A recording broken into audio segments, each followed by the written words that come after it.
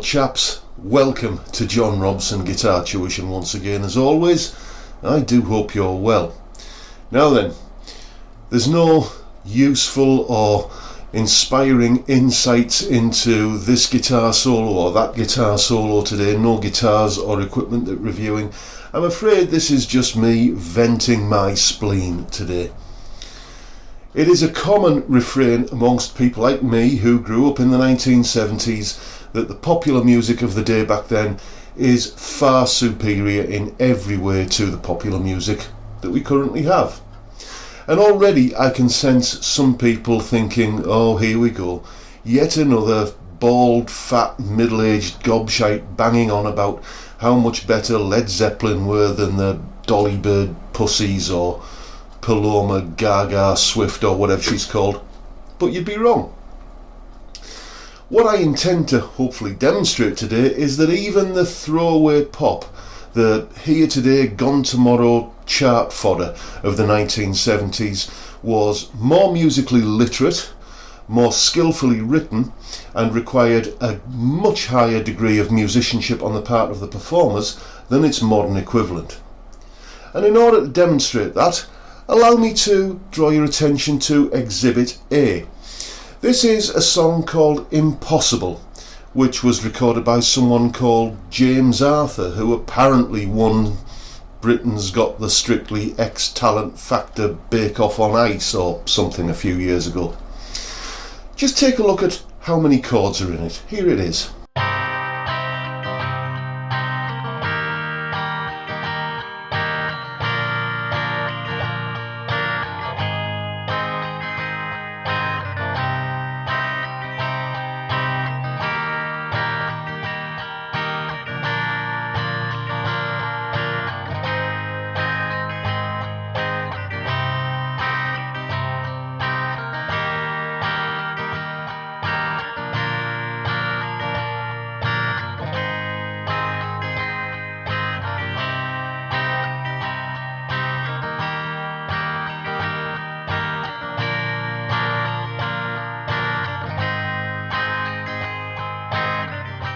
So there you go. Strap a capo on at the 3rd fret and play A minor, then C, then G, then F, then A minor, then C, then G, then F, then A minor, then C, then G, then F, over and over and over again.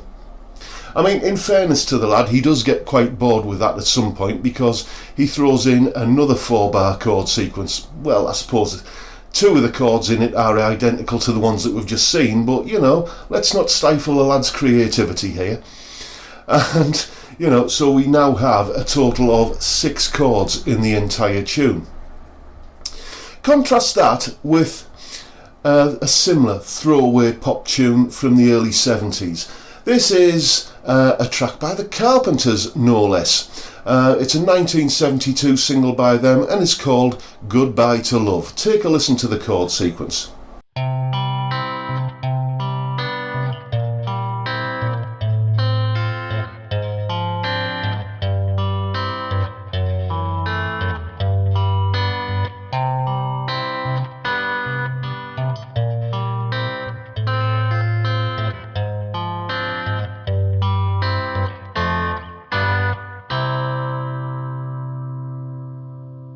So there you go. I think that is, you know, pretty conclusive. That Carpenter's tune has more chords in the first 4 bars than that James Arthur thing did in the entirety of the song. And what's more, it's just not just a number of chords, but it's the type of chords that we've got there. We start off on a C major chord. Fair enough. Then we go to a G major chord over a C bass, giving us kind of a C major 9th or maybe a C major 7 sus2, then a C major over a B flat bass to a first inversion F chord with an A in the bass, and this is my favourite one here. The next chord after that is an A flat major 6 with a flattened 5th. That. And here's the thing, take a listen to that track, and that chord, amongst all of the others, isn't just played by the band, it's actually sung in vocal harmonies, overdubbed vocal oohs and ahs basically.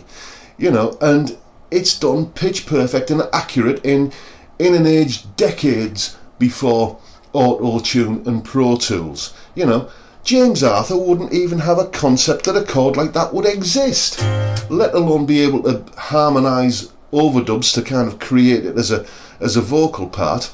But little James Arthur is far from the worst offender on this score. At least his song has 6 entire chords in it. For some songwriters, and I use the term loosely, 6 chords are just too damn many. Take a listen to this example. This is called Price Tag, and it's by someone called Jessica Cornish, who apparently insists that we all call her Jessie J.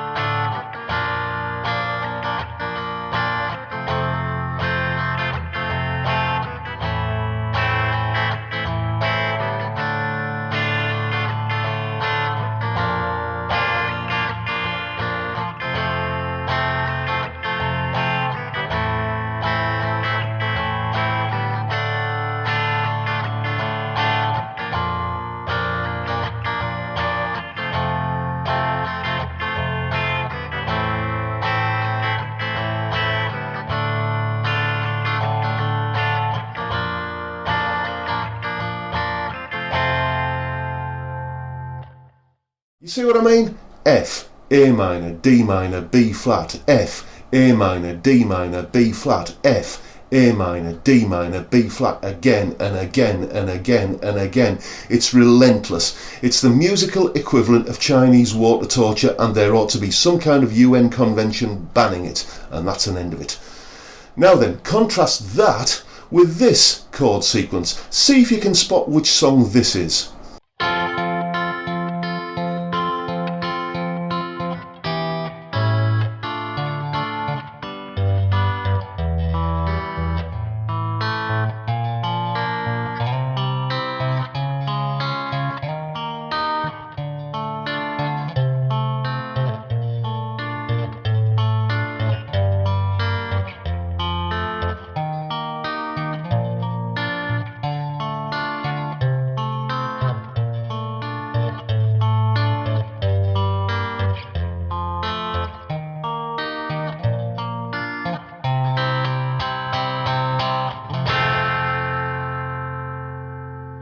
Okay, so we know it's from the 70s. Was it something by Steely Dan? It could have been, couldn't it? You know, all of those 2/5 sequences, secondary dominant chords, and there's even a tritone substitution lurking in there if you look, close enough.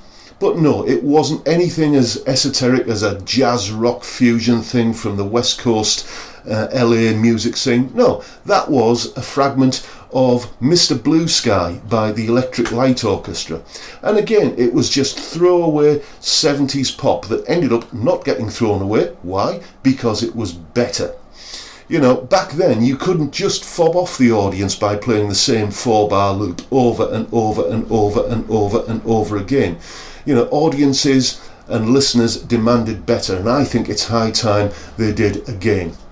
And the final example in the case for the prosecution comes from everybody's favourite corporate indie plod merchants, Coldplay. These guys have spent the best part now, I guess, of 2 decades listening to music journalists who, frankly, most of them can't tell their arse from a hole in the ground, telling them that they are geniuses. And to be honest, I think they've actually started believing it. I mean, listen to this. This is one of their early tunes. It's called Yellow. Just feast your ears on the staggering levels of complexity at work in this incredible example of modern songwriting technique.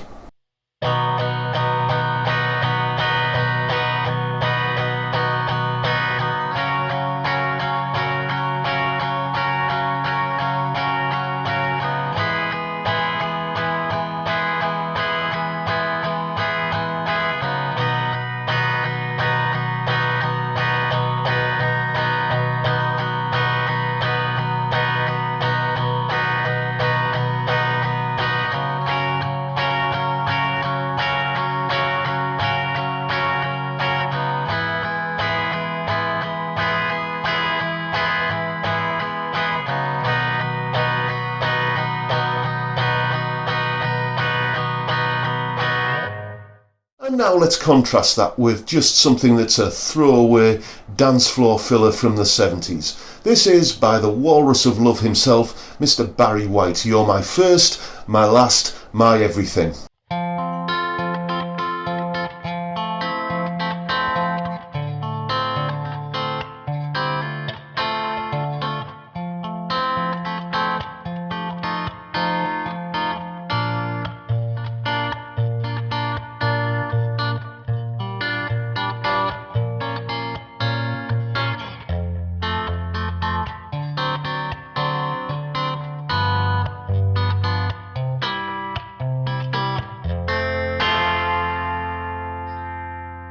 Do you see what I mean? Do you see the complexity at work there?